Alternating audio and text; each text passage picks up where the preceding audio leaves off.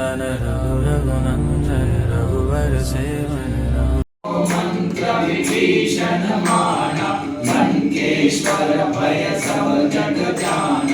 అయితే మనం ఒక వర్డ్ అనేది స్ప్రెడ్ చేసాము తెలంగాణలో, ఇంకా వేరే ఇతర రాజ్యాల్లో మన కాంటాక్ట్స్లో అందరికీ తెలియజేసాము. ఏంటంటే ఈ విధంగా శివాజీ మహారాజ్ని మనం టోక్యోలో ఇన్స్టాల్ చేయడం జరిగిందని ప్రమోషన్ చేసాము. మళ్ళీ అక్కడ వెళ్ళేసి కూడా మంచిగా పార్టిసిపేట్ చేసి ఆ ప్రోగ్రామ్కి సక్సెస్ కావడానికి కూడా కారణం మనం అయినా ఉన్నాం.